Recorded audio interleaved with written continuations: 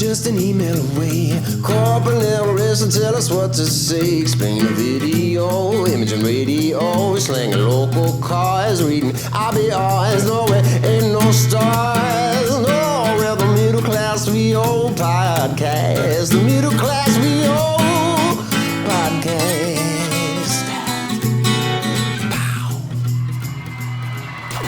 We'll have a house party. Recorded live in Atlanta, the Middle Class VO Podcast House Party. Ladies and gentlemen, it is the Middle Class VO Podcast in Atlanta. This is the House Party Style Edition. It's Kevin Kilpatrick. And Bobby Maxwell. And we are excited to have with us so many illustrious guests in the room this evening. Yeah. Scott Parkin just walked in, but we're going to talk to Mary Lynn Wisner. Everybody welcome Mary Lynn Wisner. As many people as we had in our room the first night. Scott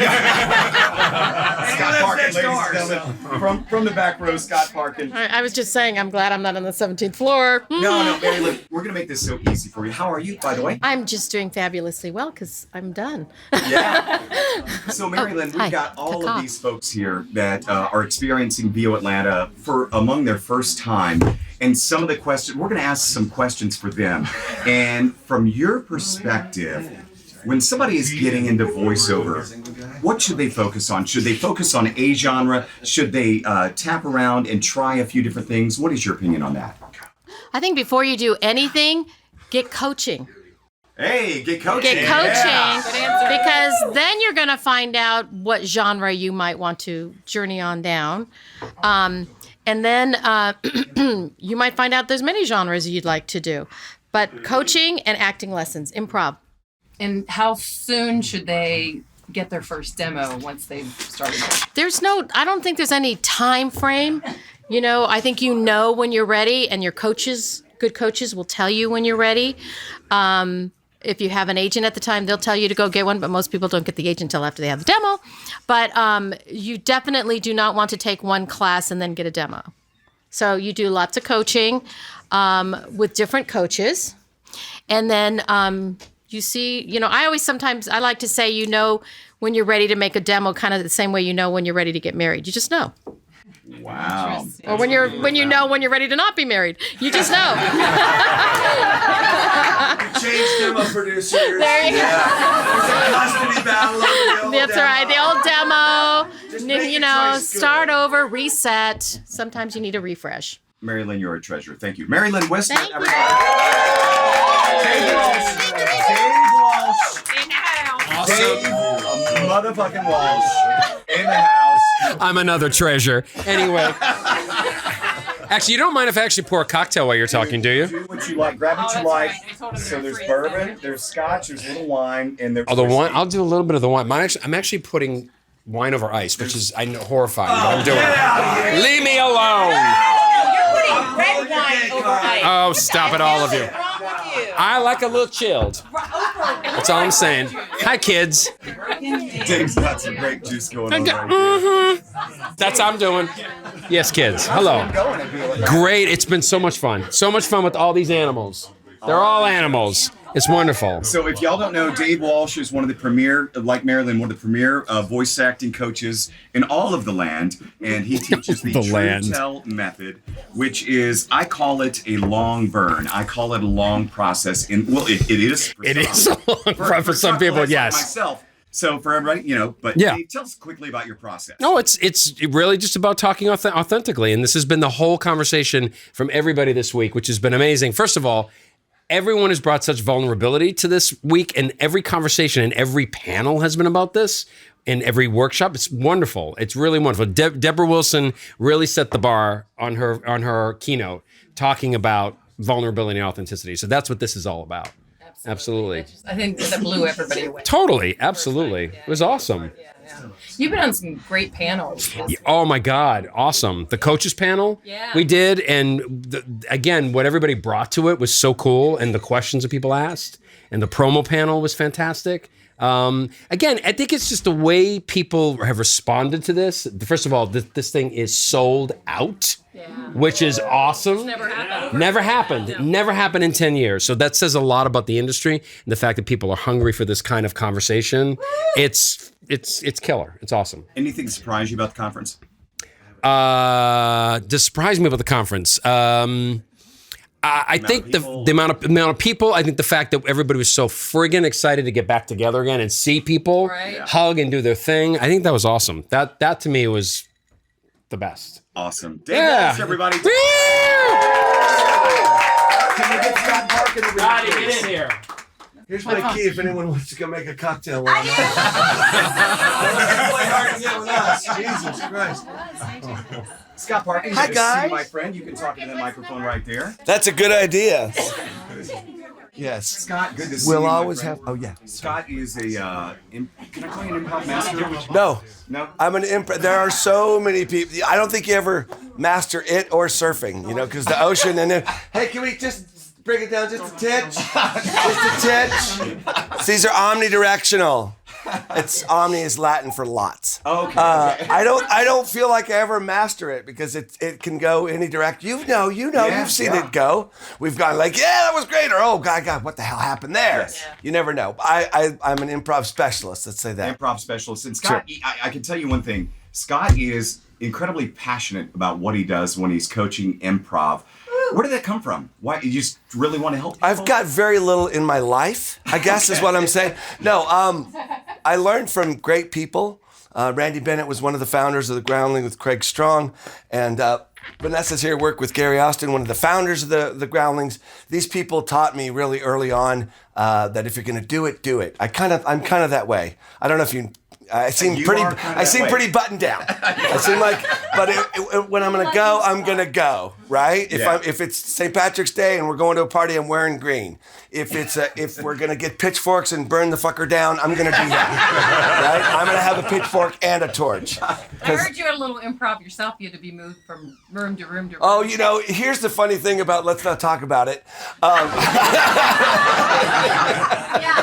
No, it was a great. I loved both the sessions today. It was just one of those crackling things where the stuff is just flying and everyone's eyes are open like this, and we're just feeding lines and stuff. And it was a fantastic day. Let me say this: with the new ownership, with JMC and Anna in charge, it is light years better. It is like a tornado of fun. Absolutely. Everything just got plussed up by about 80%. So that's why I'm back, and that's why I'll be back. I imagine they're going to have to go somewhere bigger. Yeah. They're going to need somewhere bigger, just for me. No, they need more space because this is the premier conference. Scott, for those bright-eyed and bushy-tailed getting into voiceover right now, describe the importance of improv in voiceover. First, let me say, run! Improvisation for your life and for voiceover, it's a great thing to know because it gives you confidence. I teach kids, I teach adults. I like the kids because it's great to work with folks my own age. You know this, Kevin. We did this in New York. I'm beating the jokes out of him, getting him back to being an 8-year-old and just playing characters. But kids start like that, so I like that. I would say improv is important because it just allows you to think on your feet and make characters and go into characters. Any character, big, small, it doesn't matter. It allows you that freedom and that confidence. And isn't that what it's all about, you guys? Yeah! And how about that local sports team? Welcome to the Pander Hour. Exactly. And you're seeing more and more auditions that suggest if you have Yes, improv. it's true. Yeah. It's true. But I disagree with some folks at the conference. I don't think you should improv if they don't ask for improv because I want the money. And I'm listening to the director, and then if I get that job, then I get that money and I exchange it for goods and services. Your whiskeys, your shelters, your art supplies for your daughter. That's what I say.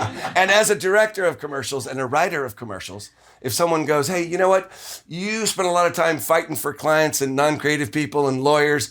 I have a better idea than you do. Here it is on my first take. Okay. Hey, don't. Just don't. It's my opinion. Everyone can disagree, and they're wrong. And really quick, can you tell us about the Comic Casinos project? That's a great story. Thank you for bringing it up. The Comic Casino is done by the genius artist Miranda Parkin. We've spent 2 years on it. We started with Swampy Marsh, where they developed Phineas and Ferb, Pete the Cat, Hey AJ on the Disney Channel. It's been 2 years in the making. A lot of the people here were at the Comic Casino thank you party when we got the first animatic. My daughter took the first animatic, which is rudimentary storyboards, sound design. Is Daniel Ross here? He's actually in the Comic Casino. No, he went out to do. All right. Well, he's fantastic. Yes. So we're at the point where we were signed by APA, who represents 50 Cent and Mark Ruffalo, and it's just insane. Nice. It's way the hell. It was going to be me and the kid just going, hey, you want to see a pilot? It's really good. Come here. You want to buy a watch? And this means it went out to 30 studios over the last 3 weeks. Miranda has had interviews with the BoJack people, the Rick and Morty, Solar Opposites, and even if they passed on the show, 5 of them have gone, we want to see this person. We can't do it because we already have Solar Opposites, Rick and Morty. We're already in space, and the Comic Casino is in space. But bring this person. So Miranda is shortlisted for 3 different studios, and I don't want to. This is a little bit of news. I don't want to jinx it, but the guy from Mitchells and Machines adores her. Took her out to lunch and said, "We want you on board. We just got the green light an hour ago for Mitchells and Machines 2." I never believe it until the check clears. Am I right, Dave? Hey! Let me just check this mic. Hey, Dave, how many S's in sibilance? 67. That's correct. That's correct. Oh, Scott Parkin, everybody. Thank you. Thank you. Yeah, I'm going to get Brad Hyland next. Brad, come over here. Everybody, Brad Hyland.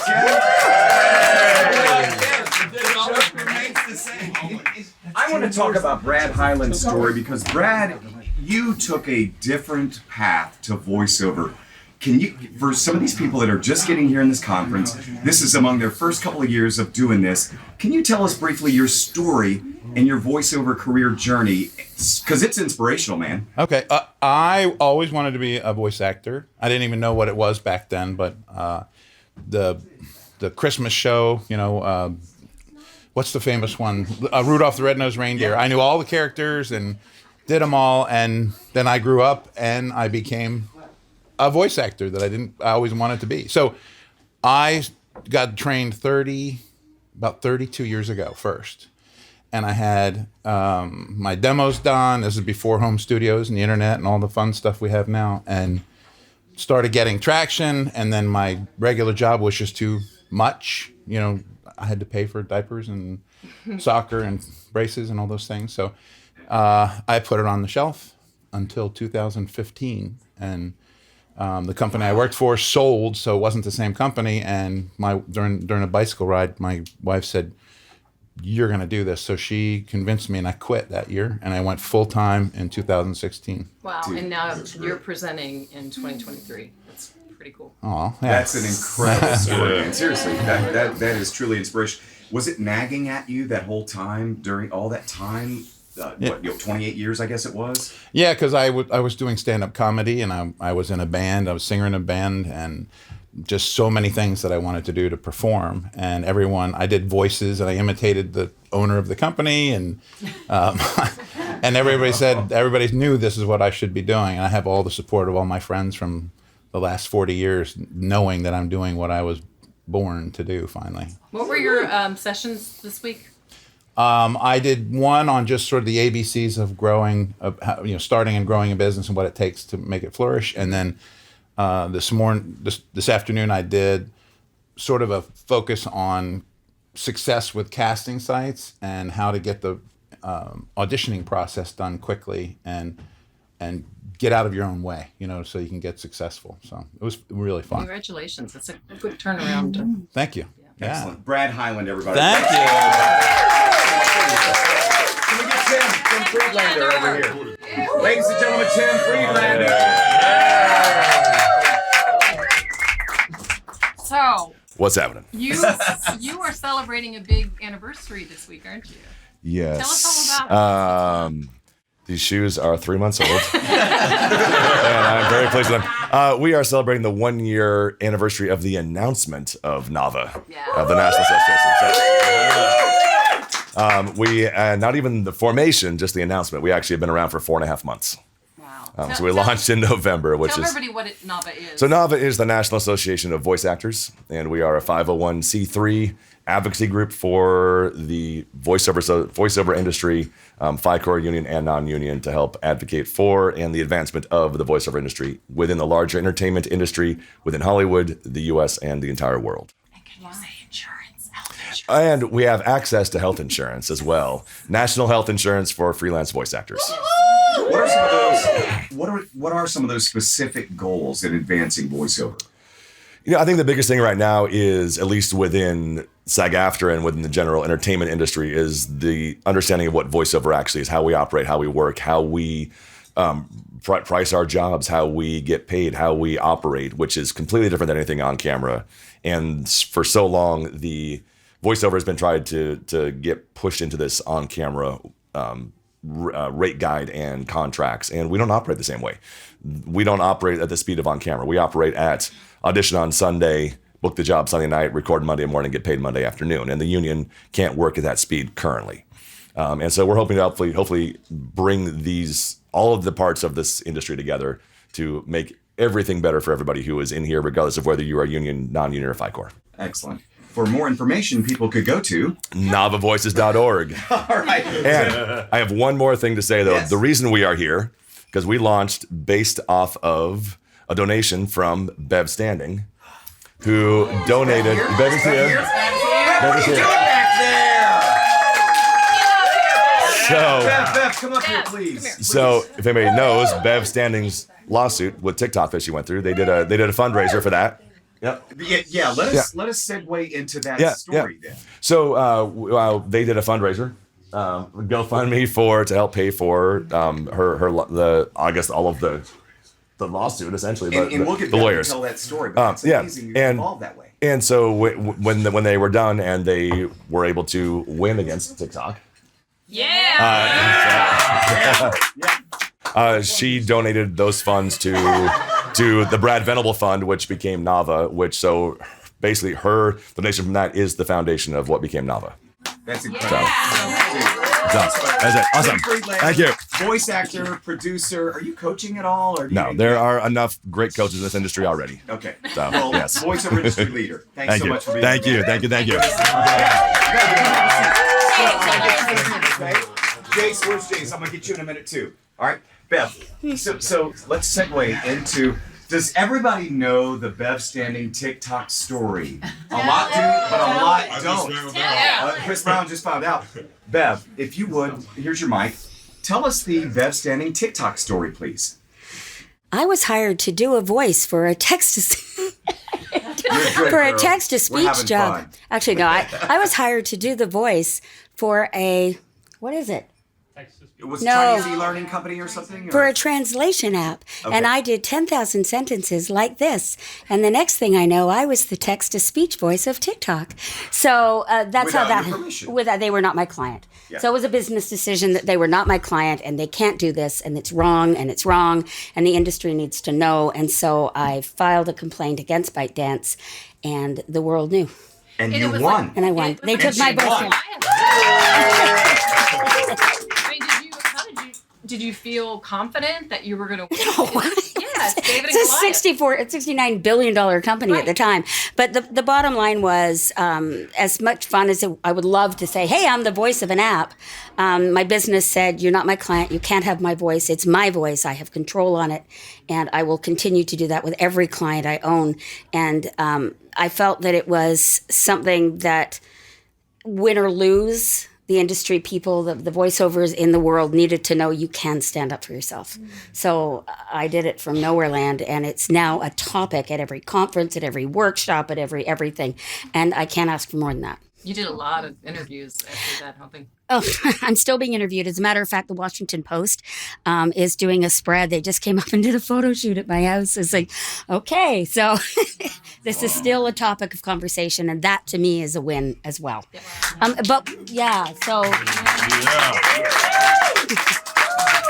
keep talking about it, keep fighting, paying attention to contracts, agreements, all those things. But what I will say is that Maria Pandolino, a lot of people were going, well, can I send you some money? And I talked to Maria and I said, I don't want, this is my battle. I don't want everyone's money. And she said, people just want to help. And I said, okay, I'll do it. I'll let you open a GoFundMe as long as if I don't need the money, I get to donate it somewhere. And so I didn't use that money. That money would have been used if I had to go to New York and go to court and pay for a hotel or a plane or whatever. And that didn't have to happen. So I donated the money to the Brad Venable Fund. So it brought a couple of people to VO Atlanta one year. It was a help for some people that were struggling. And it then turned into NEVA. Voice actor and voiceover industry fighter, Bev Standing. And let me just add one more thing. I'm also half of the territory controller team of Gravy for the Brain Cannon. Nice. We'll have a house party. We don't Recorded live in Atlanta, the Middle Class VO Podcast House Party. Jace Patrick, can we get Jace over here real quick? So Jace is a cool cat, was in Nashville. He's got Nashville connections, moved to LA. Jace, I want to ask you this question because you, my friend, you've been doing voiceover full time, what, like about 10 years now or so? No, seven. Or just under 7, actually. So anyway, you're still like, you know, you've still got scars from some of your first mistakes and stuff like that. As somebody that, like, we got Chris Brown in here. Chris Brown is a future talent in our industry. Chris is just getting in here. Sir? Yeah, Chris. You hear that voice? Yeah, Chris is I'm doing very well, sir. Well, that's great. Okay, you win. Okay, you win, God. So as somebody who's just getting into the industry now, what would you, like, rewind in time and do differently and advise people to do now? Good Lord, don't do anything I did. I did everything wrong because I made all my own demos to the tune of about 120 of them. And I'm not kidding. I filled up that bitch with, you know, just tons of little things. And little demo clips and stuff like that. And I didn't have a coach, but I came from the music industry, so I had what we would call an empathetic ear. So I'm not sure the syntax, that faked it until I maked it, you know? And I just happened to be, because I had such a musical ear and empathetic ear and stuff like that, and I had a read. I didn't know I had a read, but I had a read. And this is what I always tell any newcomer is, like, no matter what, the coaches, all this stuff is great and do all that shit. Read. You have to have a read. If you don't have a read, if you can't read anything, anytime, anywhere, and make it sound like I am talking to you, like I am now, then you're missing 80% of what you need to do. You gotta have a read. Did you move to LA to get closer to the industry, to get more opportunities? And if you did, has it paid off? I just wanted to pay more taxes, you know. No, I went out there because, I could have retired to any beach anywhere, just about, you know, as long as it wasn't a, you know, luxury, you know, super beach or something, and just and you know, been drinking coconut milk, man. But I loved video games. Love video games. I love animation and stuff like that. I got screwed on animation, but I'm doing pretty well with video games. So, and anime and stuff like that. So I'm doing it for the love. You know, I make my money on commercial e-learning, and, you know, I grind just like everybody else. Awesome. Jace Patrick, everybody. Scott Griffith joined us. Scott, we're going to get you on in a second if you don't mind. Steve Henderson, come on over. Steve Henderson, everybody. So Steve, if you would just say a few words into the microphone. Give it check 1 2 1 2. I actually stepped in the wrong room. I thought this was supposed to be the Delta trainee late night program, so sorry about that. So Steve, yeah. You're from Atlanta, right? I am, yeah. You've been coming to VO Atlanta since I think this is my 5th or 6th one. Yeah. So excellent. It's, yeah. So tell us, if you would, about your VO journey. How long have you been doing it full time? Oh gosh, yeah, a long time though, right? Yeah. I've been doing VO for about 30 years. It's been. I've always kind of had a full-time slate, but I've been doing it just full-time VO for about the past 4 or 5 years. And it's just the best job in the world, man. I can't imagine doing anything else. So yeah, I mean, I will tell that to anybody.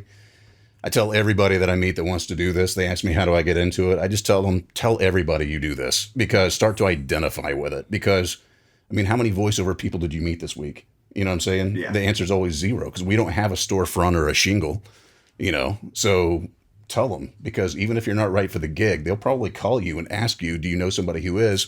Then you get to be the solutions provider who makes it a win-win situation for everybody, man. It's just it's a great gig. One of the great things about VO Atlanta is the kids program, and I know your daughter does VO, doesn't she? She likes to dabble. She's gotten into the singing thing too. So she's, oh God, her voice is amazing. Is so she yeah. here this week? She's not. She's actually preparing for a new, she just landed the lead role in her school play. So she's all excited about that. So she's going to be Elsa in Frozen. So is the the next generation of voiceover people, what do you tell her in tips to excel in this industry? Well, I mean, the thing with her that's so interesting is she really has a personality all her own. And everybody always says that, you know, oh, her dad's got the great voice and all that kind of stuff. I have to give a lot of credit to her mom, because, I mean, she has her mom's sweetness. She has her dad's spunk, and she gets in the room and just crushes it. I mean, for somebody who's as young as she is, it just amazes me how she can just step in there and just naturally kind of interpret the script and make it happen. And it really helps out with her stage work too. It's really fantastic. So what is, everybody knows you got Good Pipes. That's your moniker, Good Pipes. What else does it take besides having a great voice in your specific genres? You work a lot in promos, right? A lot of promos, a lot of commercial, a lot of live announce. Yep. Besides having your good voice that you have, what else are you doing tactically to nail those auditions and book those gigs? I got to be honest with you, and I say this, all my students that train with me, they are sick of this word. It's giving yourself permission. Straight up. I mean, because, I mean, think about it. I actually call it the burden of the words. It's that little thing that that voice inside your head that tells you to push and sell, and why would they hire me and all this kind of stuff. There's so much talent out there. But you know what I say to everybody? Nobody else can do you as well as you can. So why not give yourself the permission to do that? I mean, and just step to the mic and make it happen. That's awesome. So, yeah. Love that. Steve, thanks so much, brother. Good to see you. Thank you. Scott Brick, can we get Scott Brick over here? Scott Brick. Do you know who Scott Brick is? Do you know? Y'all know who Scott Brick is? Everybody knows Scott Brick. This is the mic we're kind of channeling, Scott. Okay. So Scott Brick? Yeah. I get that a lot. Scott.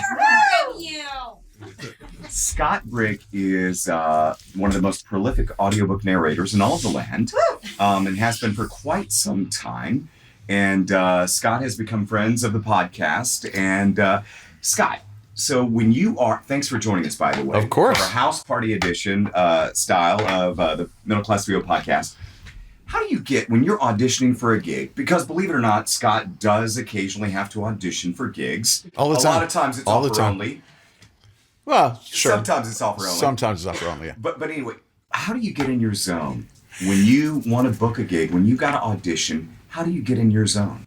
Can I answer that in just a second? But first, respond to what I just heard about getting permission. Please, yes. When I was about 30 years old, I felt like I wasn't doing what God wanted me to do. It's like He had given me something that I was good at, and I wasn't using it. And I was working in a dead-end job for 7 years just so I could make my health insurance because I had a pre-existing condition.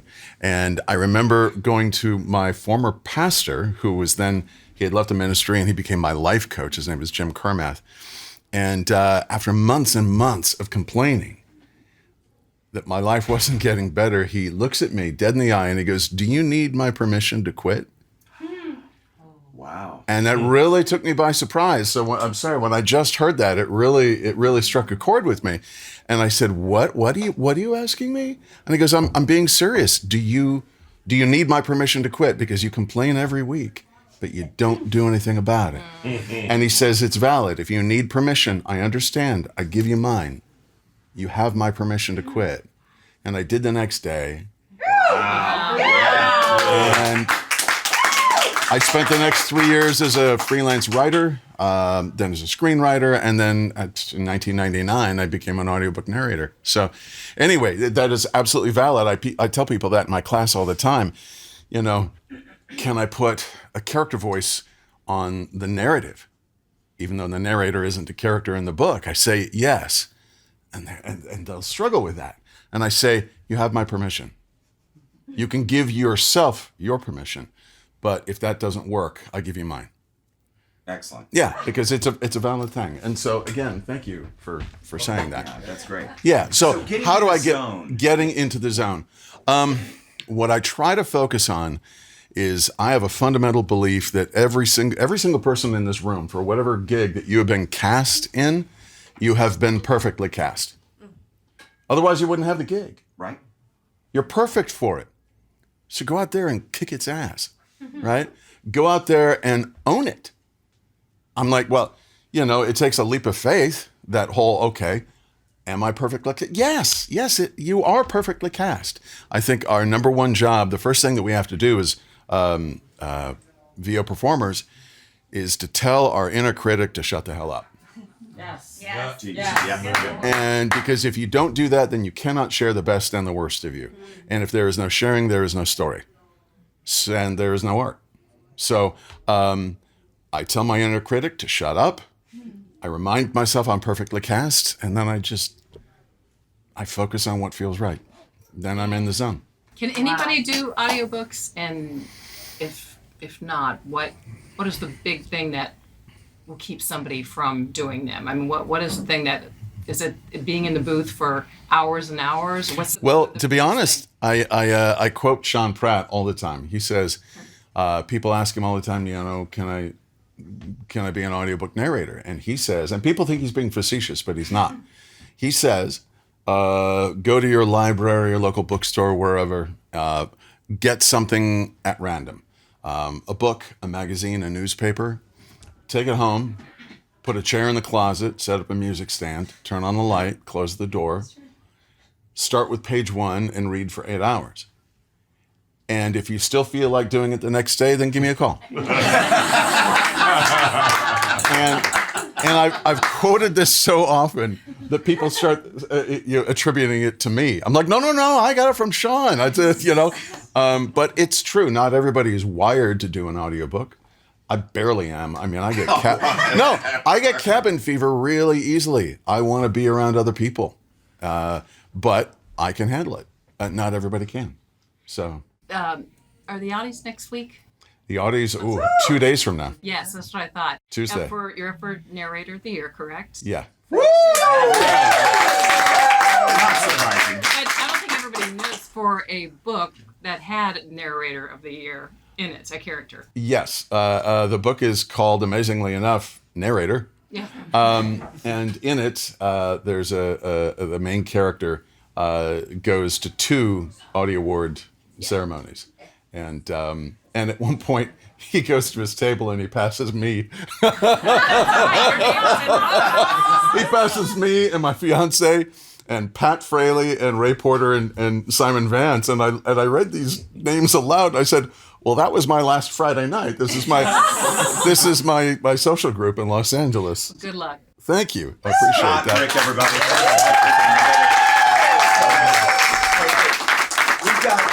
We're going to get to Christy Bowen in a couple of minutes. And I think I saw Suzanne. Would Suzanne Freeman be willing to join us for a second? Sure. Yes. Suzanne Freeman. Come on. I don't know what I'm doing. We're going to continue the audiobook narration portion of the podcast. Is this Ladies my mic? and gentlemen, Suzanne Freeman. Thank you. Yes. So Suzanne, you have an interesting story. You moved to LA to be a sports reporter, right? Is that correct? That's correct. And you ended up doing audiobooks. Can you tell us how that went? Yeah, it's a slightly more circuitous route than that. Okay, sure. I came to LA to be a sports reporter.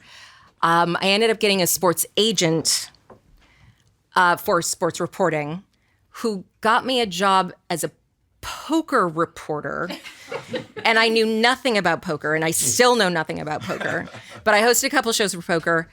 Somebody recognized me from that, brought me to a poker game that had a bunch of casting directors at it, and introduced me as an actor. And I'm like, I'm sorry, I might actually have to prove that to somebody here. And they actually ended up like a week later calling me in for a CBS sitcom that I ended up getting. And basically that led to me being more serious about acting. And a really long story later, I ended up as as a narrator. There's a few more steps in between, but yes. Tell us about the joy you have in narrating audiobooks. Or is it a labor of love kind of a thing? Or I guess I think it can be both. The joy is when you get to say words that you stop, especially when you have like somebody else with you, a director or an engineer, and you stop every once in a while and go, I can't believe they're paying me to say these words out loud. It is so wonderful to be given the honor, the privilege of being able to say these words.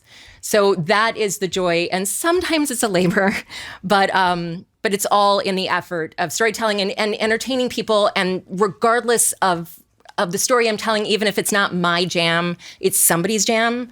And the people who are inhabiting the stories that I tell, they don't know they're in a story. They don't know that they're maybe not written so super well. But so I get to take them seriously. I get to tell their stories. And no matter who it is, even if it's a series that I've been doing forever and it may be like a very similar storyline to each other, I always learn something. Even from every romance book, there's always some moment, some poignant thing that I learn. And I tell Scott, I'm like, oh my God, this woman like made me cry. Whatever it is, like it could be the proposal scene or whatever it is. It can just be the most beautiful thing. Even if you 100% know that the couple's going to end up together. They get into a fight, but you know they're going to get back together. And somehow the getting back together is just so freaking beautiful. So it's always an honor that somebody chooses me to tell their story. Clearly there's a passion there, and that's remarkable. FYI, for those that don't know, Suzanne and Scott are engaged recently to be married. Suzanne, I didn't get a chance to ask you in Switzerland for the Euro Conference. Do you have separate booths at your home? We no longer have booths at home. It's another long story. I kept my apartment for a long time because my booth was in my apartment. We don't have room for both our booths. So he has an under the stairs Harry Potter booth at his house, and he broke his collarbone a couple years ago. And the day he broke his collarbone, he put him in his new Studio Brick booth. So I brought all of my stuff. I moved into the Studio Brick booth. Then we switched because he had better paying jobs, and I went into the under the stairs booth. So I went into the under the stairs booth, my Harry Potter booth, and then my mom moved out here, and I moved my booth from my apartment into her second bedroom. So now we are a mile apart when we work. So it's not two booths in one house. It's two booths a mile apart. if anybody's wondering, Scott Brick broke his collarbone running with the Bulls in Pamplona. Exactly. So, wow. Yeah. And by running with, he meant running away from. And by bulls, he means a skunk. And by Pamplona, he means in the backyard. In the backyard. Now that is the true part of that story. Exactly. I love it. Suzanne Freeman, thank you so much for joining us. We'll have a house party. Recorded live in Atlanta, the Middle Class VO Podcast House Party. Christy Bowen from Tennessee Voiceover Studios. So we've got a lot. Chris Brown is here. Chris, I actually want to talk to you in a second too, okay? If you're cool with that. If you're cool with that. So Christy, yes. So Chris here is an example of somebody that's new, that is eager, that is learning the business, learning the trade. Describe to us the importance of coaching in this industry. Wow, I think a good coach and a good school or good coaches, because I think everybody needs multiple coaches, really help you figure out who you are, what style you like, what style of learning you're good at, because I think different coaches have different things. I always like to say to the students that come to our VoiceOver 101 class that I'm giving you the toolkit. It's empty. It's an empty toolbox. It's now your job to fill it up with all these different tools, because you can build nothing with one tool. I may give you a hammer and a screwdriver. Somebody else is going to give you, a level and a wrench. It's your job to find the coaches and find the training, and whether it's reading blogs, listening to podcasts, all of the stuff it takes to build your career through all that knowledge. That's your job, but it's our job to give you these different tools, and then you take them and build your career with that. So that's the importance of coaching to me. What brought you to coaching to begin with? Because you're a fantastic VO talent. Well, thank you. I think it had to do a lot with, I've been running the meetup group in Nashville for 12 years. It's almost 12 years now. And I think there was so much, people were always constantly, more, can you teach me this? Let's talk about that. Where can we get this information? And it just kind of grew to the point where it was like, okay, people keep asking all these questions. Let's build something that can help answer them. Kevin's one of our coaches, and he's very highly, everybody loves it when Kevin coaches for us. And it's great. You're welcome. That's very well deserved. And we have a variety of people teaching different things, because I just wanted to build something in Nashville where people could come to a place where they could get all different kinds of coaching for all different kinds of things. And we didn't have that before. We do have a spectacular coach in town, but it's one person who's teaching one thing because that's what they're good at and that's what they do. So now I wanted to open a school that offered multiple things and multiple types of learning availability. So that's kind of why I wanted to coach and share knowledge and give back to the community, really, is what it started with. And a great studio, too, if you're ever in the Nashville area. Yeah. To record on the fly. And that was the other thing, is because Nashville is such a tourist destination, and also for work-wise. I mean, there are a lot of people who come into town to do various types of work, all sorts of industries. And they were constantly asking me, where can I record? Can I come to your booth? I'm like, coming to my personal house is not really my favorite thing to have people do. So I thought, if I build it, they will come, and they have. I mean, I've directed people from that have been visiting from Denmark. There's a lady who's like basically the voice of their version of Target. And she had multiple sessions at the studio with her, with the directors over at the studio in Denmark, and it was wonderful. And I mean, I've had lots of people from different places and fellow voice actors who come into town, come and do their thing. For those that want to see the offerings of Tennessee Voiceover Studios, how do they see that? They find us by going to tnvoiceoverstudios.com, and Excellent. It's on our classes page. Christy Bowen, everybody. Thank you so much. Chris Brown, would you join us for a second? Because I would love to hear, have a seat right here, please. I would love to, Chris has got these great pipes. Chris is relatively new to the voiceover industry, and I want to get your perspective on your learning here at VO Atlanta. Tell us about what you've done. What are some of the sessions you've taken, and what have you learned so far, Chris? Well, first, thank you for inviting me. Absolutely, and man. We're glad to have you here. Yeah. We're glad to have you in our industry. Well, I appreciate it. Well, I honestly came down here blind. I didn't know what to expect. I've never been to any type of conference. I've never attended an event this big of any type. So I kind of came down here shooting from the hip. And when I first, day zero on Thursday, I had a sensory overload because there was so many people, like so much talent in, this guy, this is this guy. And I've been following David Fenoy on LinkedIn for so long, and then for him to turn around and you see the grandfather locks and know that it's him, and I was like, man, it was kind of, on day one, I really just took any type of class that just sparked my interest. But then day two, today, I kind of zoned it in, and I know that promos and movie trailers and commercials and things like that is the avenue that I should be approaching. So I tailored my day to that and connecting with other veterans as well, because I'm a vet as well. So I went to the promo and movie trailer with the vets. Mm-hmm. I met with Deborah Wilson. She grabbed me twice and was like, I have something to tell you. And she is, besides being one of the greatest people that I've met, she's so genuine, and her genuineness is so intense. And you really feel the words that she's saying, because the passion that comes out behind, the words that she say, got me a little bit, But it's, just look at this room, right? When you called me up, I was like, oh man, the pressure's on. 99? He's been doing books since 99. I didn't even know audiobooks was out that long. You know what I'm saying? You know, he was probably doing them with tapes, you know? So like, 100%. like it's just like, I mean, God, like I've met so many people and I forgot so many names, but I just got this amazing bag of cards. And as soon as I pull it out and I'm like, I know this person. I remember this interaction with this person.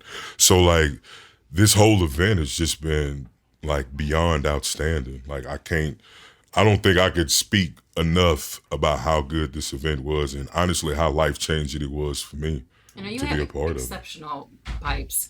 Thank so you. I'm sure you had people for many, many years saying you should use your voice. Yes, ma'am. But now you understand Yes. that it's not just And that's what it was. I used to think they were just pointless advancements. You know, I didn't know that it really meant something that, oh, you have an outstanding voice. And I was like, thank you.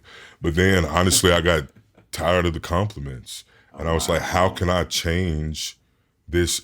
If I had a dime for every time somebody said I had a deep voice, I wouldn't need y'all. I had to be rich, but it doesn't work like that. So the compliments in this community means so much more than a compliment that I would get from a random person on the street. Like, these are people who have been in this industry 30 years. Yeah. You know what I'm saying? And for somebody that's a 10, even a 5-year vet, for them to be like, you have an amazing voice. Like, I don't thank you. You're like, I follow, you're amazing. Like, if for you to say that I'm amazing, it's damn, thank you.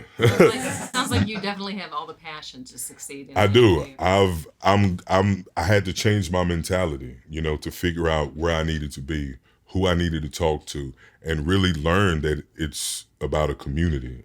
I can't do this by myself. As much as I'm used to doing things by myself, it's not easy you can get the ball to move a little, but if you have a team behind you and this awesome community, like, there's no way that success is not imminent. You know I love it. And I love that you're seeing that already. Because Yeah. this is, you know, among all the industries out there, the VO community is got to be among the tops that there are in support and helping each other out. You know, there's some egos, yeah, but mostly we are a loving community. We want to help each other, lift each other up.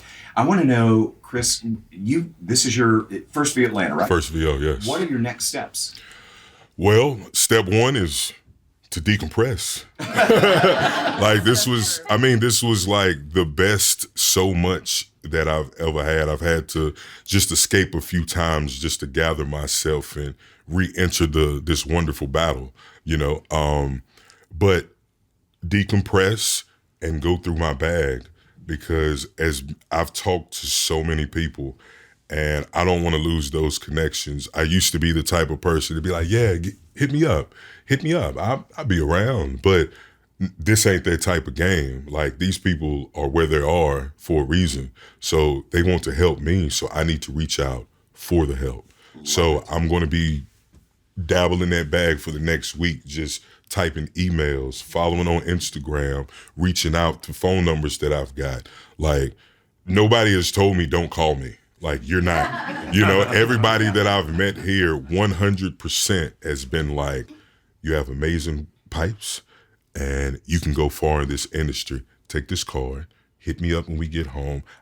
One guy told me he has agents for me. I didn't even think I needed agents in this, but he said, you need agents. If you want to get anything that you want, you need agents. And I want a lot, you know? So I want agents. Like, I want everything that you have, that you have. Like, I want to come back next year and everybody be like, hey, Chris, what you doing? I heard you did this. I heard this. You know, I want to be that person, because like, this is such a powerful stepping stone. So it's fucking amazing, man. Keep learning, keep grinding, yes, man. sir. Chris Brown. Thank you, sir. Thank you.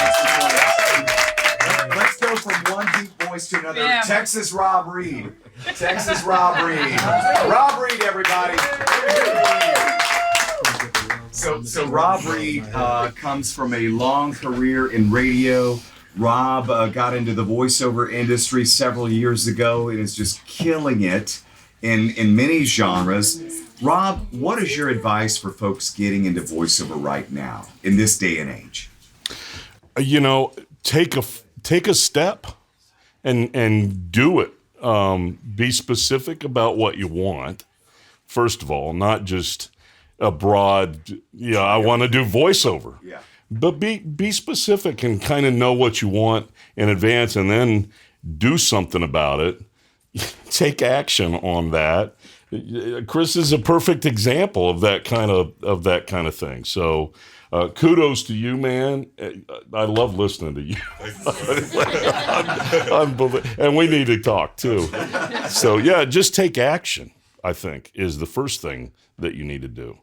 I tie that back to you mentioned the radio, and I tie that back to near the end of my career, I went from being on the air to selling, which I look back now and I'm like, God had a plan and said, you need to learn how to do that because I got some stuff for you to do. And that sales opportunity helped me. It turned into a general manager position, and I was stressed out to the max. And I remember visiting with one of my clients who was one of my best friends, and he said, I said, you know what, at the end of the year, I'm retiring. I'm getting out of radio, and I'm going to do voiceover full time. And it was, I think, August. So I was making a plan, right? And he said, well, what's the reason? And I said, well, part of it is my passion for the business. The other is I'm a little fearful for my health with all the stress that's on me right now. And he said, well, yeah, it's August. And I mean, if you're going to have a heart attack, it'll wait till the end of the year. And it was a little foretelling because after I left the radio station, the heart attack happened. And it changed my whole approach to voiceover when that happened too, because it became a thing where I want to experience life and do this, and it allowed me to have that passion and do this. So, yeah. Let's go back to radio real quick, because a lot of VO people come from, including Kevin and myself, and probably plenty more people in this room.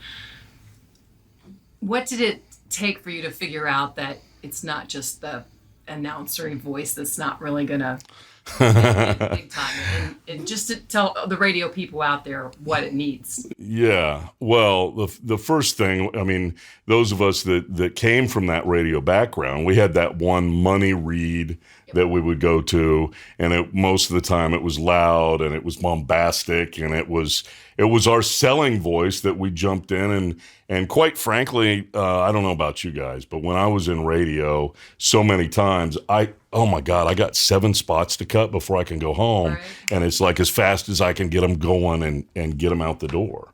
And so yeah, and the first coach that I hired, I honestly, I love telling this story. It's kind of egoic, but you know, I reached out to my first coach, and she said, "Yeah, send me a demo of your voice."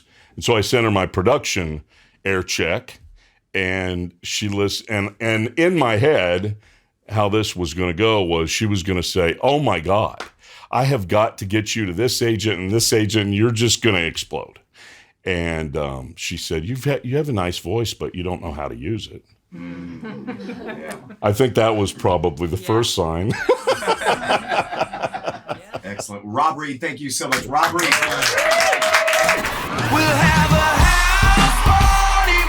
Recorded live in Atlanta, the Middle Class VO Podcast House Party.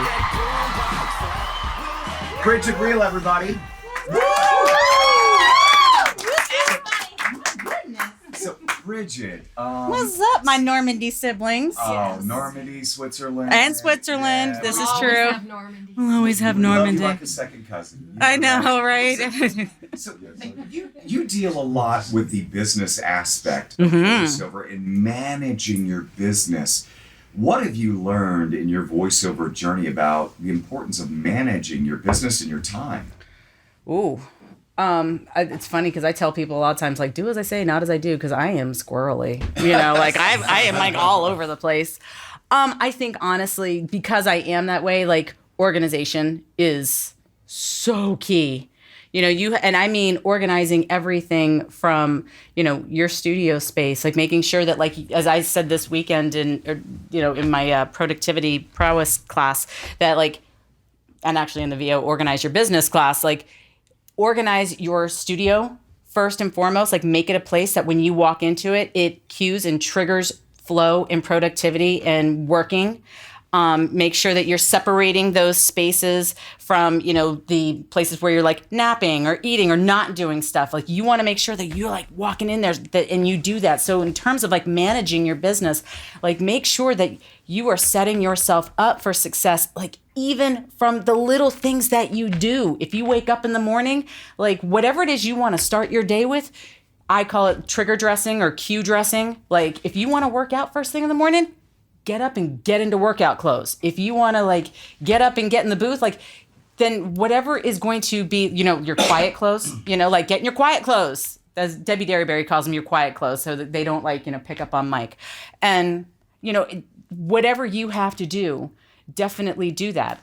The other big thing that I would say is really, really huge, and I'm gonna refer to my VO bestie here behind me, Lynn Norris, is do not be afraid to outsource your business. Something that I said this weekend a few times in both my classes and on the marketing panel is that in our businesses, we have this mentality that if you're not like struggling in hustling, like the hustle is important.